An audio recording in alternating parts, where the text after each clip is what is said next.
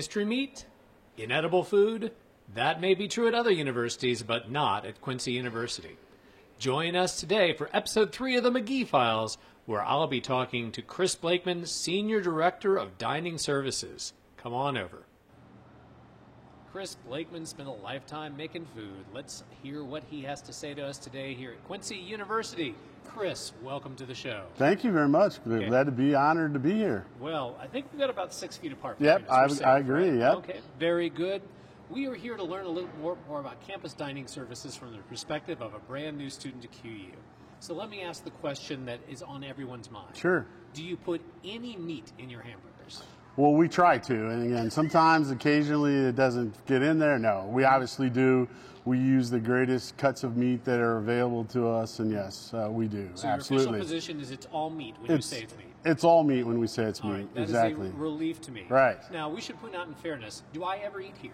You eat here at least 4 to 8 times a week. So you're telling me that I'm proving the food must be pretty good. Exactly, right. I probably could find some other food, right? You probably could, but when the university president eats in the cafeteria, it's a very honor for us in dining services, and you frequently eat here all the time. Well, let's ask a semi-serious question, which is, if you're a brand new student to QU, you've bought you've got to decide on what food service to buy. What do you need to know?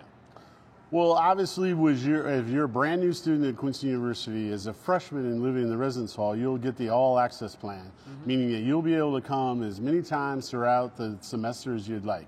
They start with 9,999 swipes.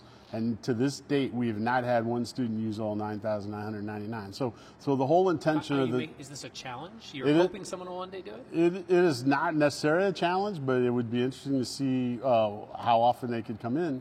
Okay. But the whole goal is for them to come as often as they want to, before class, after class, in between, come in and get a drink, come in and get a piece of fresh fruit, come in and use the deli bar. And so during the day, there's various venues that are open in the cafeteria, but the cafeteria is open for them to come as many times as they want. And again, it's been a proven fact that eating 5 or 6 small meals a day is healthier for you than eating 2 or 3 large meals a day, which is what dining services used to be like 5, 8, 10 years ago. So that's a great start. And so what kinds of food would a student find when they come here? Like French fries and a hamburger and a milkshake and that's it? No, we have a wide variety of things, from vegetarian to vegan options every day. Obviously, students today eat a lot of chicken, so we have a chicken option on the menu all the time. We have pizza and pastas, and we have Mexican. We have all sorts of ethnic foods available. We have a deli bar, full salad bar, and all those types of things. And even with the COVID-19, we've been able to keep up a wide variety of opportunities for the students that are still on campus at this point. Let's say I have a dietary restriction. I struggle with milk products, or I've got some other issue. How do you attend to that? Sure. What we've done in the Quincy previews and in orientation is we encourage those students to meet with the dining services staff. We have access to a dietitian also, but then we'll help them plan around their allergies or around their food-related things.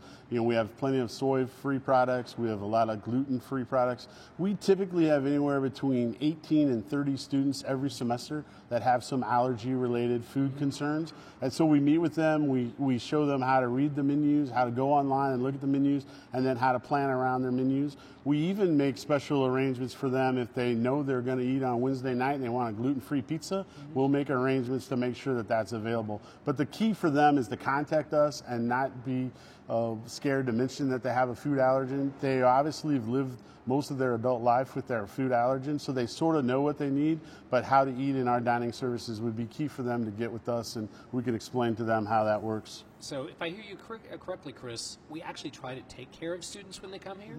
We try to keep them safe? Well, what are you talking about? Right, that's my full-time job, is that I try and make sure that dining services is not something that deters them from coming to Quincy University. And we've been fortunate enough to win some national awards, some regional awards, and local awards for the services and because of the staff and the services that Quincy University and Dining Services provide. So we want to keep them happy as we can. And again, the key for them is to communicate with us. And again, we have multiple ways of doing that when they get on campus and explain that. All right. So what you just said is you've actually won awards because your food was better than anybody else's. Exactly. All right. Exactly. Yes. Okay. Well, that's pretty impressive. Right. Thank you.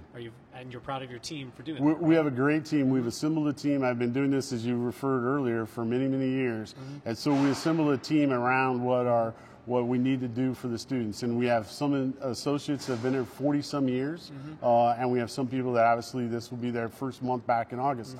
But we assemble a team to meet the students' needs. And again, from the day they walk on campus until they go home for Christmas break, we're here to help them and serve them. And more than just food service. I mean, we've taken kids to the train station before. We've taken them to doctor's appointments before. So we get to know the kids, and they're like our nieces and nephews as once they're on campus. Let me ask you about COVID-19. What's different now in dining services? What's keeping people safe? Because, of course, we've had students at QU all through the COVID-19 Correct. pandemic. Yep. So what we've done is we've used the local and state health guidelines, and so right now, obviously, social distancing. We prepare all the food fresh in the kitchen every day, so that hasn't changed. But now that we then prepare food, there's no salad bars, there's no self-service bars. So the students come in, give us their selection of the day, and then we portion it up and give that to them, and they can come back as often as they want to. We're using all disposable china and dishes. And again, we're meeting all the COVID-19 requirements for Adams County, state of Illinois, and the United States at this point. Chris Blakeman, thank you so much. Thank I'd shake your hand, but you know we Exactly. don't do that anymore. Yeah. Right. And this has been episode 3 of the McGee Files.